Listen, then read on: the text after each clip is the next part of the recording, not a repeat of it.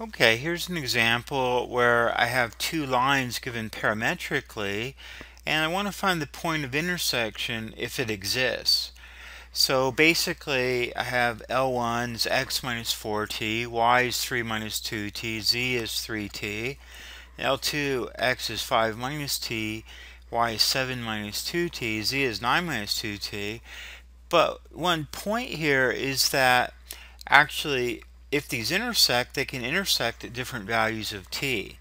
So what I'm going to do is I'm going to rewrite L2 here as x equals 5 minus s, y equals 7 minus 2s, and z equals 9 minus 2s.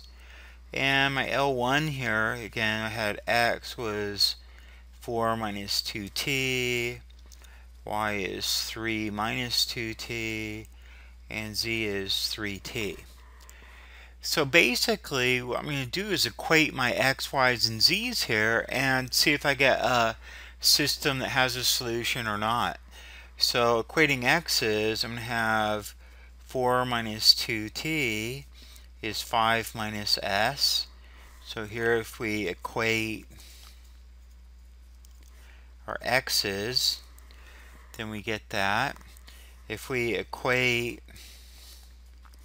our y's, we're going to have 3 minus 2t is 7 minus 2s. And if we equate our z's here, we're going to have what? 3t is 9 minus 2s. And so basically I have this system of equations, a linear system of equations of three equations in two variables, and this is sometimes what's called an overdetermined system. Now if this has a solution, then the lines are going to intersect at those values of t and s. If this has no solution, then the lines don't intersect. So I can solve this, any way I know how. If I wanted, I could write this in standard form here. I could write what? So I could say negative 2t plus s is, so negative 2t plus s is 1. I could write negative 2t plus 2s is 4. And I could write 3t plus 2s is 9. So this would just be my system in standard form if I wanted. And I could use my calculator or any method I know how. So what we want to do is solve this system.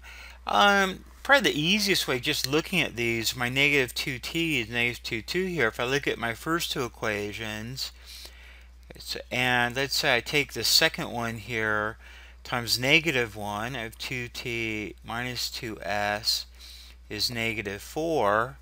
And if I add these guys together, I have negative s is negative 3, so I get s is 3 here. And then if I put s is 3 back up in here, I have negative 2t plus 3 is 1. And so negative 2t is negative 2. So I got t is 1. So that's just using these first two equations. But I have to worry about the third equation too and see if 3t plus 2s is 9. So I want to check these back up in my system here and see if they work.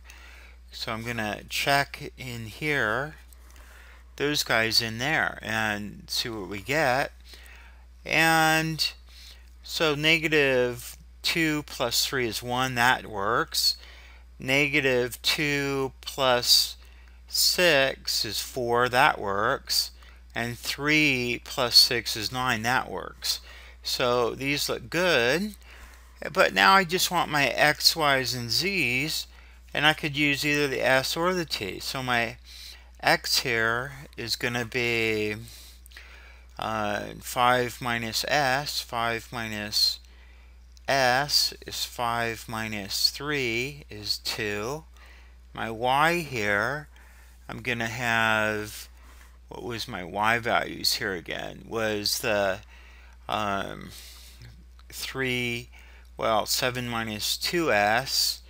So 7 minus 2s is going to be 7 minus 6 is 1.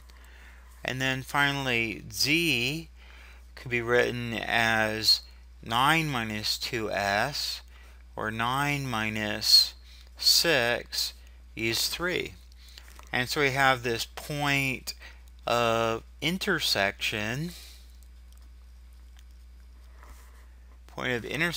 which is 2, 1, 3.